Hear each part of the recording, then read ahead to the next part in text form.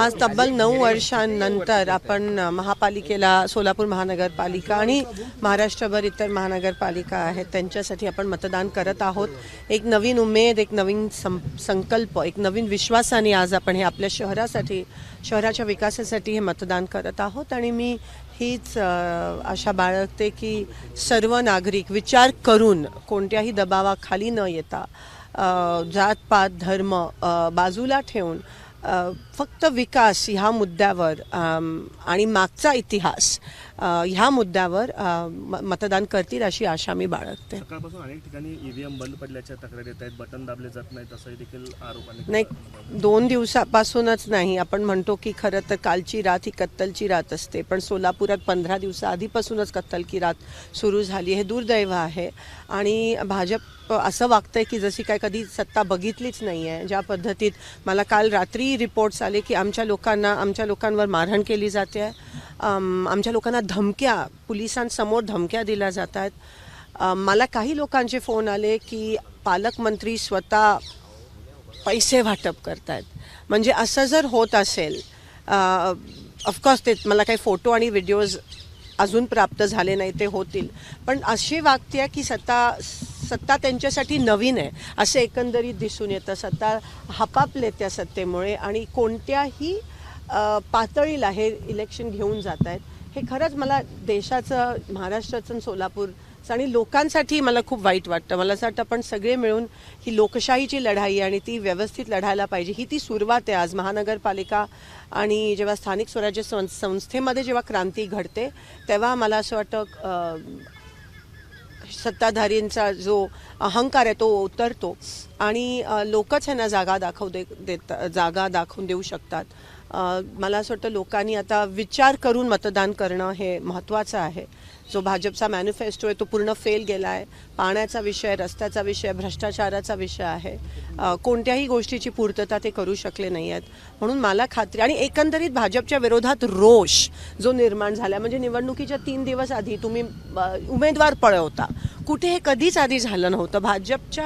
भाजपमधली पण लोक मला असं वाटतं कुठेतरी निराश आहेत की काय चाललंय, कारण का असं नाही आहे की ती पहिल्यांदा सत्तेत आहेत, त्यांनी सत्ता बघितली, पण नवीन लोक जे आहेत त्यांनी पहिल्यांदा सत्ता बघितल्यासारखं वागतायत आणि कदाचित ते त्यांच्या डोक्यात गेलंय। म्हणून मला असं वाटतं एक संयमी नेतृत्वाची सोलापूरला गरज आहे, जे विकासावर बोलू शकतात, जे विकास एकच मुद्दा आम्ही पुढे घेऊन काँग्रेस आणि महाविकास आघाडी आम्ही लढत आहोत, भाजपच्या विरोधात लढत आहोत। आणि ही खरं तर भाजपच्या नाही पण लोकशाही टिकवण्यासाठी, संविधान टिकवण्यासाठी आणि सोलापूरचा विकास होण्यासाठी ही लढाई आहे आणि त्या लढाईत नक्की आम्हाला आशीर्वाद आणि साथ मिळेल। तुम्ही गंभीर आरोप पालकमंत्र्यांवरती करताय, पैसे वाटले म्हणून। काल अमोल शिंदेने भाजप आमदार देवेंद्र कोटेंवर आरोप केले होते की त्यांनी देखील पैसे वाटले। मला लोकांचे खूप प्रचंड प्रमाणात फोन आले की असं होताना दिसतंय। म्हणजे काही ठळक वॉर्डात जिथे आमचे ठळक जुने नगरसेवक उभे आहेत तर ते खोटं नाही सांगत आणि सगळेच काल त्या ठिकाणी मी CPना पण अनेकदा त्या ठिकाणी आव्हान केलं की तुम्ही अनबायसली तुम्ही सगळीकडे बंदोबस्त लावा। सेटलमेंट सारखं सेन्सिटिव्ह ठिकाण आहे तिथे आमच्या लोकांवर मारहाण केली आली, डायरेक्ट आमच्या युथ काँग्रेसच्या अध्यक्षाला धमकी देण्यात आली की मी तुला खलास करीन भाजपच्या लोकांकडून। असं जर पोलिसांच्या समोर होत असेल आणि एवढा दबाव, म्हणजे मी पोलिसांना खरं तर मी त्यांना अप्रिशिएट करते आणि त्यांना मी प्रोत्साहित पण करते की तुम्ही पण कोणत्या दबावाखाली येऊ नका, कारण का एकच आपल्याला एक उम्मीद आहे, पोलीस, कलेक्टर ऑफिस आणि कमिशनर ऑफिस ह्यांच्या पलीकडे आपण नाही, ह्यांच्याकडूनच आपल्याला अपेक्षा आहे आणि तेच आम्हाला न्याय देऊ शकतील। आज पूर्ण दिवस त्यांनी नीट सगळीकडे टाईट बंदोबस्त करून हे इलेक्शन आतमध्ये पण आपल्याला दिसतंय, पोलिंग बूथमध्ये पण दबावाचे वेगवेगळे तंत्र चाललेत, अटेन्शन डायव्हर्ट होण्याचे वेगवेगळे। आज तुमच्यावर पण त्या ठिकाणी आरोप करण्यात आला आणि बरं झालं तुम्ही त्या ठिकाणी त्यांना सांगितलं। तर हे सगळं बदलणं गरजेचं आहे आणि त्याची सुरुवात आज होईल अशी मला खात्री आहे। काँग्रेसच्याच उमेदवारावरती काल जे आहे ते MIMच्या लोकांनी आरोप केलेले आहेत की ते पैसे वाटप होते, त्यांना जनरल रोड पोलीस स्टेशनमध्ये नेण्यात आलं होतं। मी म्हणाली असं जर कुठेही होत असेल तर पोलिसांनी व्यवस्थित कारवाई केली पाहिजे, मग ते भाजप असो काँग्रेस। आता तुम्ही पालकमंत्र्यावर करत नाही आहात तर मग काय म्हणावं, मग सगळ्यांवर हे आणि झालीच पाहिजे। लोकशाही पद्धतीने निवडणूक लढली पाहिजे असं जर कुठेही होत असेल तर पोलिसांनी एक बाजू घेऊन दुसरी बाजू हे करणं चुकीचं आहे.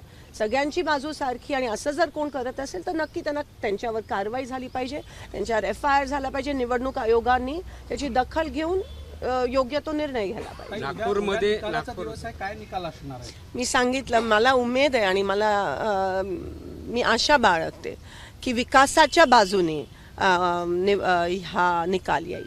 नागपूरमध्ये कुठेतरी काँग्रेसचं कार्यालय जाण्याचे प्रकार सुरू आहेत. मला आता तुमच्याकडूनच कळतंय. नाही, ठिकठिकाणी असं काही मशीन्स बंद पडल्यात, जिकडे हाताचं चिन्ह आहे ते बटन चालत नाही आहे. उगाच आतमध्ये येऊन BJPचे लोक आमच्या लोकांना दमदाटी करतायत. काँग्रेसचं ऑफिस जाऊन हे जेवढं करतील तेवढं आमच्यासाठी बरं आहे. तर पालकमंत्री जे आहे रात्री 10 नंतर जे आहे आचारसंहिता असताना देखील चहाच्या टपरीबरोबर दिसतानाचे फोटो सोशल मीडियावर व्हायरल झालेले आहेत, त्याच्यावर काय सांगाल? हे तुम्ही मला आता तुमच्याकडून कळतंय. मला आता कोणीतरी विचारलं की काय ही न्यूज माझ्याकडे रोज येतेच आहे, काल काय झालं आणि ते काय करतायत. आणि हे जसं मी म्हणाली, हे सगळं त्यांच्यासाठी नवीन आहे, त्यांनी कधी बघितली नाही आहे, ते त्यांच्या डोक्यात गेलं आणि त्याचा गैरवापर ते खूप मोठ्या प्रमाणात आपल्याला मिसयूज खूप मोठ्या प्रमाणात होताना दिसतोय. खास करून सोलापूर नवीन आहे सत्ता त्यांच्यासाठी आणि सत्तेचा अहंकार त्यांच्या डोक्यात चढला आणि त्याचा गैरवापर हे लोकांवर दबाव आणण्यासाठी साम दाम दंड ह्याचा उपयोग करत आहेत आणि लोकांना कळून चुकलंय. पोलीस प्रशासनाचा दुरुपयोग केला जातो. 100% पोलीस प्रशासन असेल, तुमचे निवडणूक आयोग असेल, सगळ्याचा दुरुपयोग ह्या ठिकाणी होत असताना आपल्याला दिसून आहे. आणि म्हणून मी अधिकाऱ्यांना विनंती करते हात जोडून, अभ्यास करून IAS असतील, IPS असतील, खूप कष्ट करून संविधानाची शपथ घेऊन तुम्ही इथपर्यंत आलात. तुमच्याकडेच आम्हाला आता आशेचं किरण दिसतं. कृपया तुम्ही या देशाच्या जनतेला हिम्मत द्या.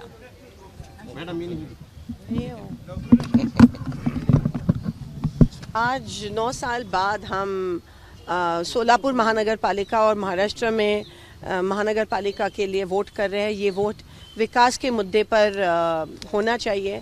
कांग्रेस लड़ रही है सिर्फ विकासों के और तत्वों के ऊपर, और BJP जिस तरह से राजनीति कर रही है, किसी का खून कर रही है, पैसा बांट रही है. उनके खुद स्वयं मंत्री पैसा यहाँ पे बांट रहे हैं, ऐसा हमें रिपोर्ट मिला. उनके स्वयं मंत्री अभी आप ही के इससे पता चला कि उनके मंत्री 10 बजे के बाद आचार संहिता भंग होता है, लेकिन वो जगह जगह घूम रहे हैं. मेरे ख्याल से सत्ता पहली बार देख रहे हैं तो उसका एक अहंकार जो है सत्ता का वो उनके पास आ गया है और इसका अब्यूज मिसयूज ये लोग कर रहे हैं लोगों की दिशा भूल करने के लिए. लेकिन हमारे लोग बहुत होशियार हैं और मुझे पूरा यकीन है कि इस टाइम लोग बहुत ही थक गए हैं BJP के सब कारनामों से और लोगों के मन में गुस्सा है क्योंकि विकास तो हो नहीं रहा है, सिर्फ पैसे बांटे जा रहे हैं, लोगों के खून किए जा रहे हैं, लोगों को धमकी दी जा रही है. तो अभी इनका दूध का दूध पानी का पानी हो गया और कल आप नतीजे देखेंगे. आपके ही कार्यकर्ताओं को पैसे डिस्ट्रीब्यूट करते हुए रंगे हाथ पकड़ा है, पर इसके बारे में आप देखिए, मैं कह रही हूँ कि पुलिस जो है उन्होंने अनबायस तरीके से काम करना चाहिए. मुझे रिपोर्ट्स आए कि पालक मंत्री, हमारे गार्डियन मिनिस्टर भी वो कर रहे थे. तो अगर ये बंद होना चाहिए, ये टोटली बंद होना चाहिए, चाहे वो कांग्रेस हो, चाहे वो BJP हो, चाहे वो दूसरी कोई पार्टी हो, ये बंद होना चाहिए. लेकिन पुलिस ने अनबायसली उनको फेवर करके हमारे लोगों को सिर्फ अरेस्ट अगर करे तो मैं चैलेंज करती हूँ, अगर ऐसा हो रहा है तो आप पालक मंत्री को अरेस्ट करेंगे क्या? जिस नागपुर में RSS का मुख्यालय है उसी नागपुर शहर में कांग्रेस का कार्यालय जो है वो जलाया दिया है, क्या कहना चाहिए? नहीं, ये देखिए, ये अभी उनका 15 दिनों से चल रहा है, 15-20 दिनों से एक्चुअली जब से पावर में आ रहे चल रहा है. लेकिन ये जितना करेंगे उतना उसका उनको ही नुकसान होने वाला.